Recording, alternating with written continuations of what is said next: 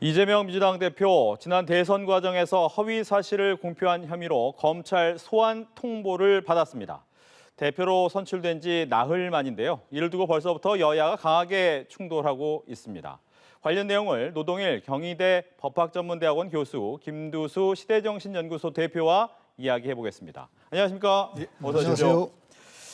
이른바 우려했던 사법 리스크에 대해서 여당 같은 경우에는 방탄조끼 내려놔라 이런 얘기를 좀 하고 있고요. 야당 입장에서는 이거 탄압이다 이렇게 얘기를 하고 있습니다. 어떻게 봐야 될까요?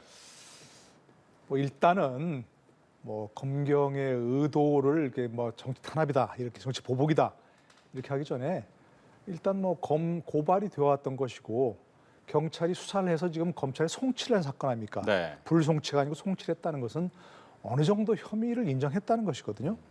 그 검찰은 지금 기소하겠다는 게 아니고 소환 단계입니다. 그러니까 그 경찰의 수사를 보완해서 기소 여부를 결정하겠다는 단계니까 아직 이거를 정치 보복이다 이렇게 단정하기는 어려운 그런 상황이라고 생각합니다. 더더구나 이제 선거법상 이건 지금 선거법 위반이거든요. 그렇죠. 그러니까 그동안 이제 이재명 대표 후보시보다 여러 가지 수사를 해왔던 그 사건들과는 본질적으로 좀 차이가 있습니다. 그게 아니고 대선 과정에서 백현동 의혹 또 이 대장동 의혹 관련해서 허위 사실을 얘기했다. 네. 이것 때문에 지금 수사를 받는 것이고요. 그건 또 6개월의 공소시효입니다. 9월 9일이면 공소시효가 만료되거든요. 그렇기 때문에 검찰도 서둘러서 이 문제를 매듭을 지어야 하니까 지금 소환을 한 것이지 그동안 수사해왔던 이재명 대표 관련 의혹들의 본질은 아니니까 저는 이걸 정치 보복이다 미리 규정하기는 어렵다 생각합니다. 네, 좀 본질이 다른 문제이기 때문에 소명하면 될 것 같다라는 얘기예요. 근데 오늘 문자를 보면 아시겠지만 네. 전쟁이다 이렇게 이야기했지 않습니까? 전쟁 맞습니까? 제가 볼 때는 그 전초전이라고 보는데 네. 어쨌든 대표된 지 이제 사흘 됐고 그리고 어제 권성동 대표 만나서 여야 협치를 잘 해보자 한 지 하루 만인데 이렇게 또 검찰이 나서는 거는 지금 현재 국민의힘이나 이런 데서 계속 이재명 후보를 공격하고 이걸 사법 리스크로 규정해서 뭔가 이재명 후보에 대해서 부정적을 계속 이렇게 더 씌우다 보니까 그거에 검찰도 영향을 받고 있다 이렇게 생각이 듭니다. 사실 이제 민생 경제를 챙기고 정기국회 예산 문제를 다루려면 여야 협치고 이재명 대표는 특히나 민주당을 이끌고 있는 대표이기 때문에 이것을 여야 정치인들이 어떤 방향으로 국가를 어떤 식으로 운영해 나가겠다 생각하면 이런 부분 좀 조심할 건데 일단 9월 9일에 이제 공소시효에서 그 전날 그 한 3일 전 6일 정도 이제 출석하라고 하는 것 같은데 그런 경우에는 대체로 뭐냐면 증거가 부족하고 기소하기 힘들 때 마지막 확인하는 건데 네. 이걸 꼭 소환을 해서 일종의 망신주기를 해야 되느냐 이런 문제인 것 같고요. 그런 측면에서 정말 조금 더 검찰이 이런 흐름에 전체적 흐름을 좀 고려했으면 더 좋았지 않았을까 이런 생각이 듭니다. 예, 문자 메시지 얘기 잠깐 하시면서 전쟁의 전초전 같다 어떻습니까? 근데 지금 범죄 혐의가 있는데 그걸 또 검찰이 정책 상황을 고려해서 우리 기소 안 할게요라든지 소환도 안 하고 기소하겠습니다라든지 이렇게 얘기하는 건 오히려 그거는 검찰의 직무유기죠. 네. 아까 말씀드린 대로 이분은 검찰이 수사를 시작한 게 아니고 경찰이 수사를 해서 검찰에 송치한 겁니다. 우리가 많이 보지만 여러 가지 수사를 하다가도 경찰이 불송치 결정하면 검찰이 더 이상 할 수가 없거든요. 그러니까 불송치 결정한 것도 많이 이재명 과거 후보 관련해서 불송치한 것도 많이 있습니다. 과거 이제 허위사실 똑같은 허위사실 공표인데 네. KBS PD 하나에 대해서 옛날에 이재명 후보가 검사 사칭 문제가 있었는데 그렇죠. 그걸 이번 대선 과정에서 나는 그 PD가 얘기하는 걸 옆에서 도왔을 뿐이다 이렇게 얘기하니까 그 PD가 고발한 사건 있지 않습니까? 그런 거는 불송치 결정했습니다. 그러니까 이것은 검찰이 만약에 지금 얘기하신 대로 정치적 상황을 고려해서 이분은 조금 기소 안 해볼까? 아니면 기소 그냥 조사도 안 하고 기소해볼까? 이렇게 얘기한다면 그거는 더 문제가 되고요. 아까 말씀드린 이 부분은 검찰이 소환하는 것은 네. 기소를 전제로 하는 게 아닙니다. 이재명 후보 같은 경우는 과거 백현동 의혹 같은 데서 국토부가 여러 차례 공문을 보내서 압박했기 때문에 어쩔 수 없다. 그렇다면 공문을 들이밀면 될 거 아니겠습니까? 그리고 무슨 대장동 관련해서 그 환수한 금액이가 이제 허위 사실이라고 얘기하는데 그건 주관적인 해석이죠. 그렇지 않습니까?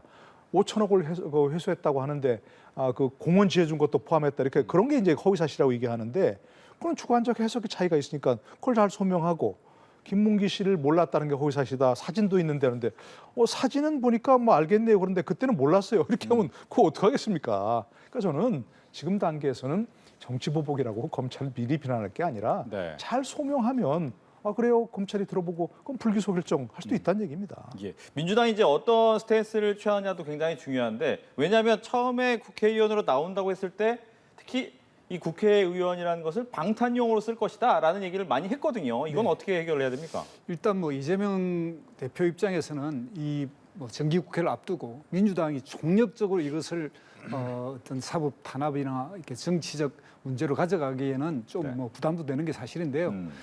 노동일 교수님 말씀하신 대로 백현동 사건이나 이런 거는 이미 증거가 다 나와 있는 상태입니다. 그러니까 국회 정언이나 발언했던 거나 이게 이재명 그 대표를 꼭 소환해서 확인할 건 거의 없거든요. 예. 모든 자료가 다 나와 있는 상태고 그 나와 있는 상태에서 경찰이 일단 송치를 했다고 하지만 검찰도 충분히 판단할 수 있는데 굳이 이제 이 시점에서 소환을 하는 거는 그 소환해서 확인할 게 없거나 추가적으로 뭔가 꼭 확인해야 될 뭐 결정적 뭔가 있으면 모르겠지만 이게 모든 발언이나 이런 게 다 공개되어 있는 거기 때문에 충분히 소환하지 않는 방식으로도 해결할 수 있었는데 그렇지 않은 경우에는 대체로 보면 불기소하기 전에 한번 정치인에 대해서는 뭐 이렇게 좀 망신주기 형식으로 뭔가 이 포토라인에 세우려고 한다든지 이런 의도가 있을 경우에 있는데 이번 경우에도 이제 그런 거 아닌가 이런 좀 잠정적 의심이 든다는 겁니다. 네, 예. 한 가지만 짧게 지적을 하면 네.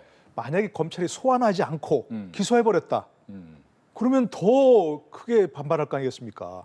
당사자를 소환도 안 하고 기소 한 번 안 하고 기소하냐 이렇게 할 거거든요. 네. 그러니까 저는 이런 때는 뭐 글쎄 이제 전망이 엇갈리죠. 소환 날짜에 출두를 할 것인지 말 것인지 네. 당 차원에서 봤으면 절대 뭐 철벽 방어하겠다는데 국민들이 보기에는 그러려고 저렇게 의원 되고 뭐 대표 되고 당원까지 개정했구나 이럴 수밖에 없는 거거든요. 그러니까 당당에 출석해서 그 문제는 아까 얘기하신 대로 여러 가지 자료가 지금 다 나와 있다 그러면 가지고 와서 바로 제출하고 네. 그럼 불기소해 주세요. 이렇게 하는 게 더 당당하지 않을까요? 저는 알겠습니다. 그렇게 생각합니다. 개인적으로는. 네, 국민의힘 얘기로 좀 넘어가 보도록 하겠습니다. 이 국민의힘 같은 경우에는 계속 시끄럽습니다. 이 시끄러운 걸 어떻게 좀 풀어보고 싶은데 풀리지 않은 이유가 여러 가지가 있습니다. 특히 이준석 대표 부분에 대한 얘기가 계속해서 나오고 있는데 이준석 대표 추가 징계를 하겠다고 하잖아요. 네. 근데 그 수순이 맞습니까? 저는 추가 징계 하기도 어렵지만 네. 그 수순은 좋지 않은 수순이라고 생각을 합니다. 왜냐하면 지금 여러 가지 발언을 많이 쏟아냈는 게 뭐 당 입장에서 보면 국민의힘 입장에서 보자면 해당 행위가 맞죠. 온갖 얘기를 다 했지 않습니까? 지금 윤 대통령을 직접 공격하기도 했고 네. 이른바 윤핵관들에 대해서 막 엄청난 얘기를 했고 그렇기 때문에 당에 엄청난 해악을 끼쳤고 해당 행위를 했고 또 뭐 품위유지 의무도 위반했고 저는 그렇기 때문에 추가 징계는 가능하다고 생각을 합니다. 그런데 만약 추가 징계를 했다. 네. 그러면 이준석 대표가 순순히 그걸 제가 징계를 받아 마땅합니다라고 할까요? 안 하겠죠 당연히. 그렇죠. 그러면서 뭐라고 하겠냐? 첫 번째는 제가 보기에도 그럼 다른 사람들 발언은 어떻게 할 거냐? 왜 나만 바로 공개 그렇지 않습니까? 바로 했지 않습니까? 그 내부 총질을 하던 당 대표가 없어지니까라고 했던 그 문자를 보낸 윤석열 대통령을 직접 얘기했지 않습니까? 그건 해당 행위 아니냐? 분명히 할 거 아니겠습니까? 그렇다다가 두 번째 반드시 가처분 신청을 하겠죠. 네. 그죠? 좀 가처분 뭐 재미 붙였지 않습니까? 가처분 신청을 하면 어떤 얘기가 되겠습니까? 이것이 과연 해당 행위에 해당하느냐 아니면 과잉 징계냐 이런 게 또 논쟁될 거 아니겠습니까? 그렇죠. 이준석 대표가 지난번 첫 번 징계를 받았을 때 왜 가처분 신청을 안 했느냐 다들 예상했지 않습니까? 그렇죠. 가처분 할 것이다. 왜 안 했느냐? 못 했다고 저는 생각합니다. 왜냐하면 그때 징계가 증거인멸 의혹 아니었습니까? 그렇죠. 그럼 거슬러 올라가서 도대체 뭐 때문에 증거인멸했느냐? 성상납 의혹을 받으니까 징계 그걸 무마하기 위해서 그러니까 이 가처분 신청을 못 한 거예요. 그 징계 만약 가처분 신청을 했으면 그게 쟁점이었을 거 아닙니까? 그렇죠. 그러면 공개된 석상에서 완전히 그게 지금 다 드러나 보니까 본인이 그 언급을 못 하잖아요. 그런 상황에서 그러니까 그 당시 징계는 가처분 신청을 못 했습니다. 그러나 이번 만약에 새로운 징계한다면 그 발언에 대해서 해당 행위 가지고 징계한다면 분명히 가처분 신청할 것이고 그게 가서 과거 성상납 의혹 이 문제는 사라져버리고 왜냐하면 쟁점이 아니니까 이 엉뚱한 얘기 갖고만 논란이 되니까 예. 제가 보기에는 실익도 없고 별로 명분도 없는 그런 징계가 될 것이다 생각합니다. 네. 옆에당 얘기지만 좀 사태를 해결하려면 어떤 방법이 필요할까요?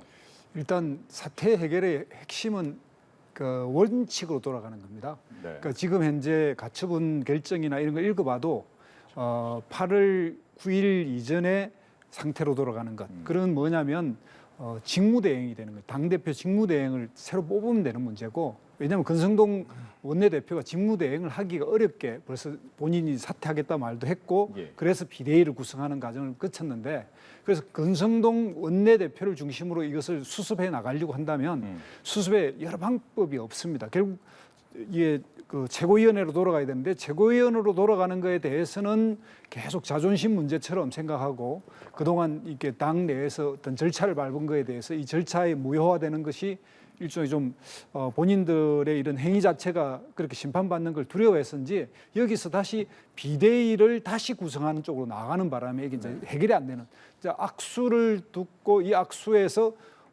법원이 가처분으로서 이건 안 된다 이야기했으면 원래 자리로 돌아가야 되는데, 악수를 거듭하면서 이게 다시 한번 2차 가처분 신청, 다시 3차 가처분 신청으로 나아가는, 결국 비대위 발족이 되더라도 결국 9월 14일 날인가 열리는 거기에서 뭐 그날 발표할지 아니면 또 조금 더 숙고할지는 모르겠습니다만, 결국 국민의힘 비대위가 결국은 저는 발족하지 못할 거라 봅니다. 그러면 지금까지 이 모든 걸 추진해왔던 권성동 대표를 비롯해서 또 여기에 윤석열 대통령이 뭐 전화로 초선들에게 이야기해서 네. 지금 행태를 가자 이렇게 이야기했던 것이 모두 부담이 돼서 뭐 흔히 우리가 하는 말에 뭐 호미로 막을